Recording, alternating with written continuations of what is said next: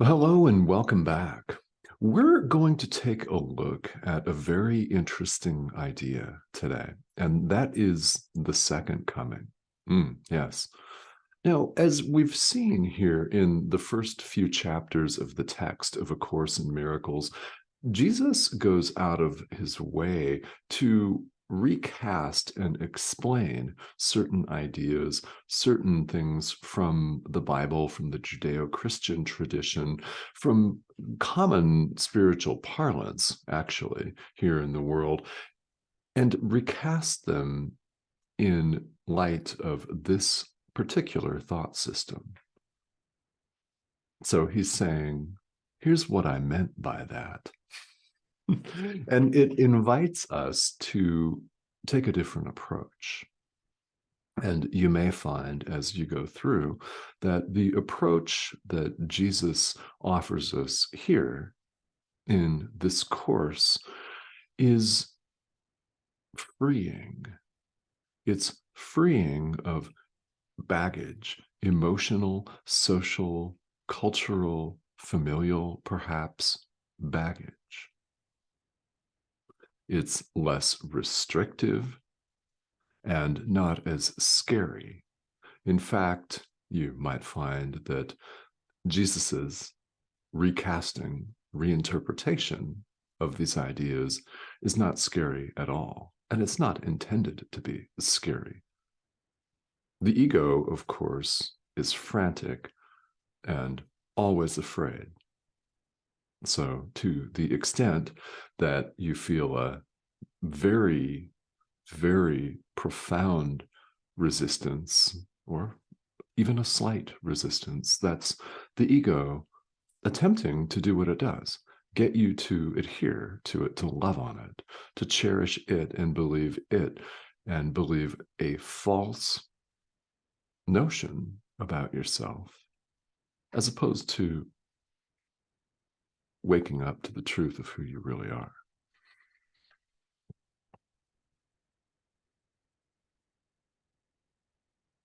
Goes without saying which one's the happier, more joyful choice. And by the way, it's inevitable. So as we go through chapter 4 of the text here, it's called The Illusions of the Ego. And we've been spending quite a bit of time on the idea of the ego itself. And it's worth revisiting the notion that the ego is just a mistake.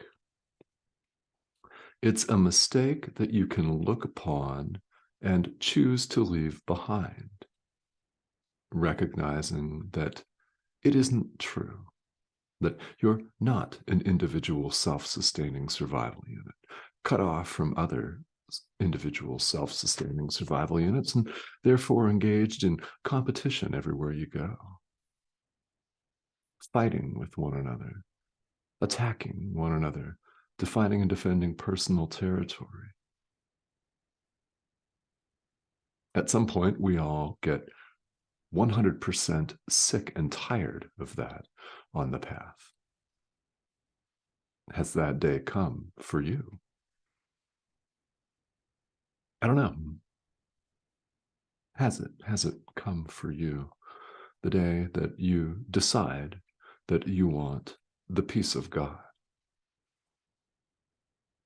And having decided that once, has the day arrived for you where you decide you want only the peace of God?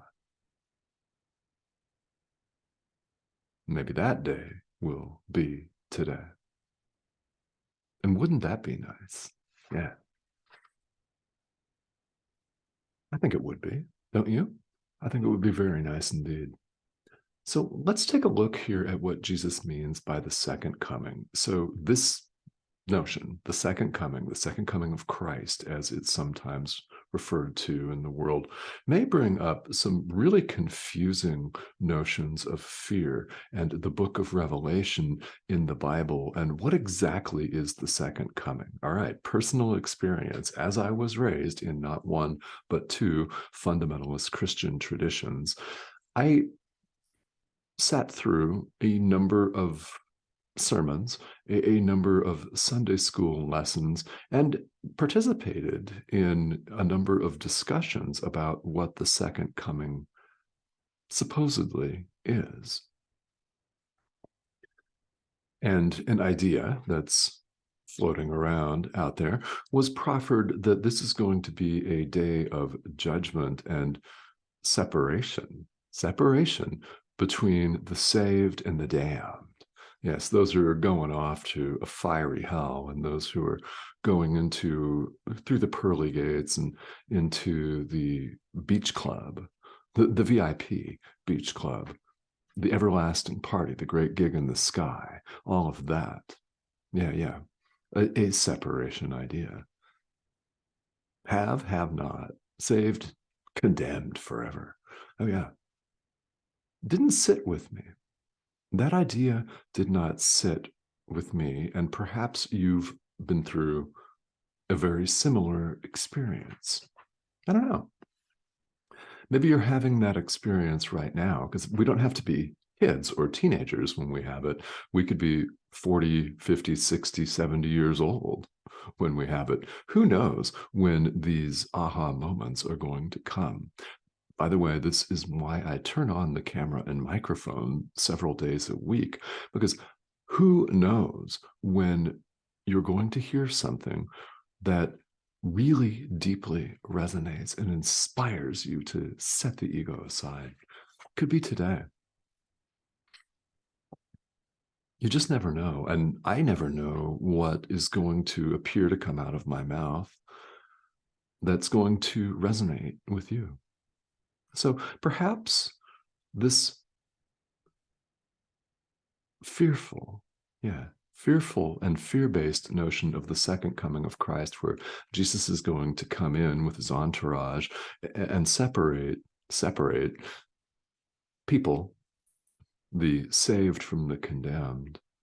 And the condemned are going to burn in a fiery hell forever, from which there can never be any escape, forever and ever and ever. And it's a place. And we were made to think that it's real. Just like we were made to think that heaven was also a place. And there's a deep inner knowing in all of us that would like us to question any separation idea, anyone at all. I never, in my own experience, resonated with this notion of the second coming as this final day of judgment where the condemned were going to be separated from the saved, the cool kids club. Yeah, versus the losers over here. What an ego idea, right? So what actually is the second coming? Well, Jesus tells us in paragraph 10, we're in actually section 4 of chapter 4 of the text. This need not be is the title of it. And our adherence to the ego need not be. We can set it aside. May you do so right now. Yeah, that'd be cool. And if you set it aside in 10 minutes, that's cool too. Eventually we all will, and we can. So Jesus tells us in paragraph 10 that we were all, each and every one of us, created by God. That's the first coming, so to speak. And it's just a name. The first coming's just a term to describe our creation by God. And Jesus is going to direct and invites us to join with him in the second coming, which is simply the end of the ego's dominion and the healing of the mind. Yeah. How's that for a definition of the second coming? Our setting aside of the ego and healing the mind. Isn't that more inclusive? Yes. Isn't it nicer than this conventional description of the second coming as a fear-based judgment? We see that actually any judgment is fear-based. The ego simply judges. Now, what we can do is there is a good use for us on the path of judgment, and that's taking a look at the ego and finding it wanting. That's an effective use of judgment, which we need as we make what we call progress on the path. We actually need to take a look at the ego and all of its illusions and what it offers us, which might be temporary satisfaction, but in fact keeps us bound to the cycle of one life after another, one situation after another of suffering, maybe beautiful for 15 minutes, and then we're in pain.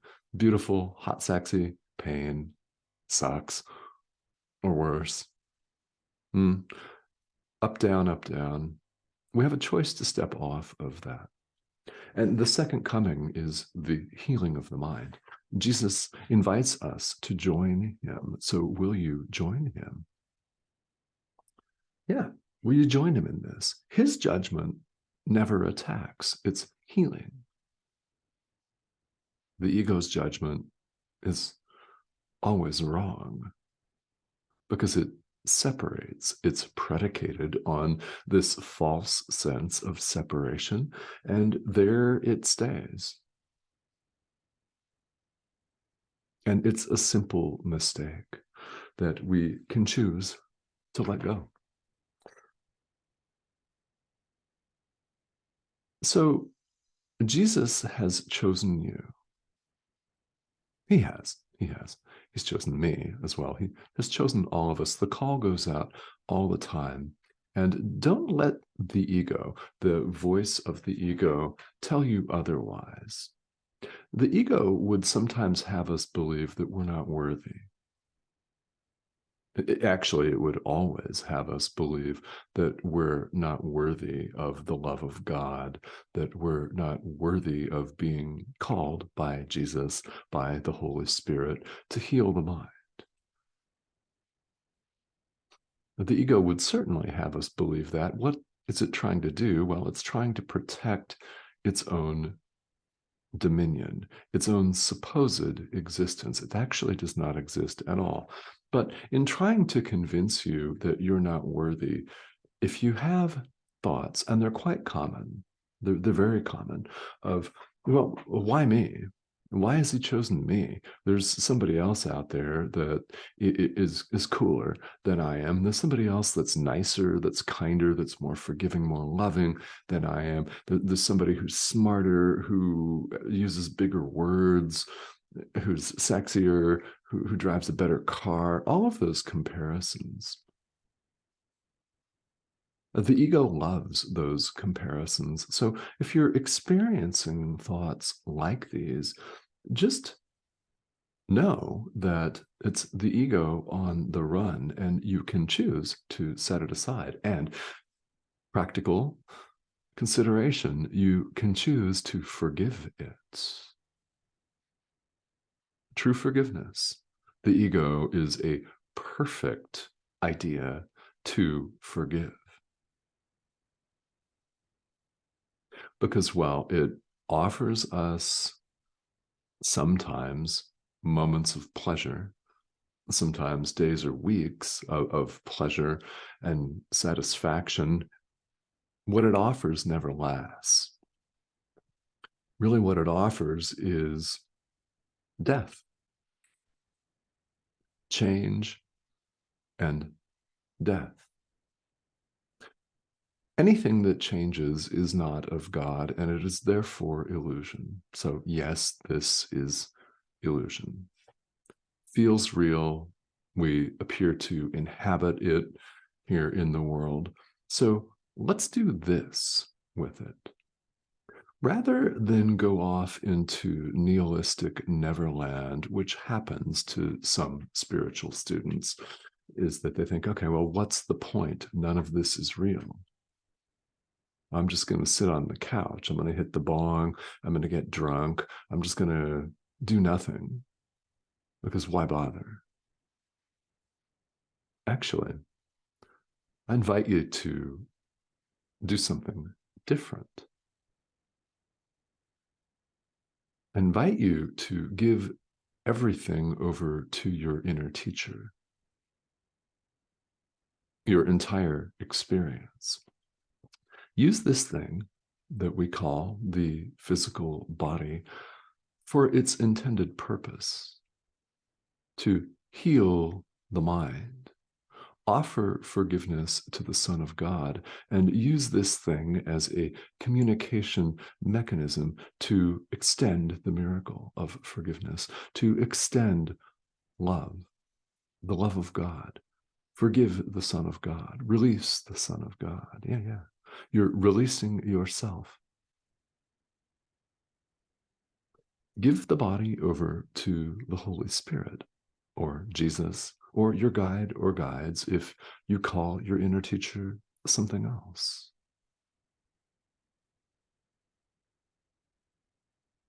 Yes, do that and see how different your experience is. Really, try it and see. The second coming does not have to be a fearful idea. Healing the mind is not a fearful idea. It's a wholly loving idea, and it is an idea that we will all adopt in time.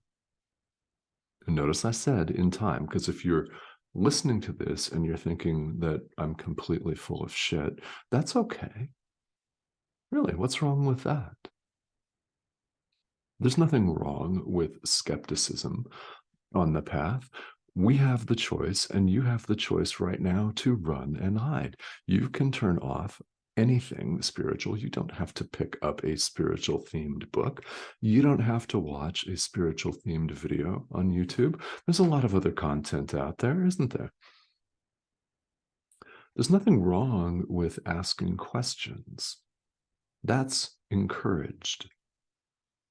While you're at it, don't stop with just questioning a pixelated image on your screen, which is all you're seeing, by the way. Don't stop with just that. Question the very foundations of everything you've ever been taught, everything you now believe. Don't stop with just what appears to be coming out of someone's mouth. Notice I use the word appears. Don't stop with just that, but keep going. Yeah, keep going. Question the very foundations of everything you now believe. Because perhaps your Sunday school teachers or people in the world that told you about a fearful second coming were simply mistaken. Forgive them.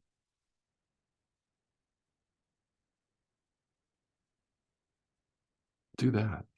Offer the communication mechanism to your inner teacher for your inner teacher's purposes, healing the mind. Let's join with Jesus here and heal the mind. Let's do that. In fact, let's hasten the second coming, shall we? Well, I hope that you say yes to that. We're all invited to say that. Yes. Okay. So thank you, as always, for joining me. The subscription button's right over here. Click that red arrow if you've not joined us yet. I'd love to have you join me here. This is something that's very, very fun for me, and it's my pleasure to be of assistance and to serve as a guide here on the path. So if you have questions, if you have comments or anything that you would like to discuss, I would love to hear from you. Also, in my bio is the link to my Patreon page, where I've begun a weekly live stream. That's up to an hour's worth of discussion with live Q&A. And those are all archived, by the way. So if you missed the live, they're archived over there on my Patreon page. Click that link if you're interested in some more in-depth discussion. And these videos, as you've seen, run about 15 to 20 minutes in length, but I offer them frequently because, well, spirituality is a constant thing, isn't it? It doesn't just take place every Sunday at 11 o'clock. Yeah. Life serves us multiple forgiveness opportunities every day. So let's be aware of them and let's take those opportunities for what they are, a gift, an opportunity to extend love to the Son of God. Who are you extending it to when you do? That's right, yourself. All right. Thank you, as always, for joining me.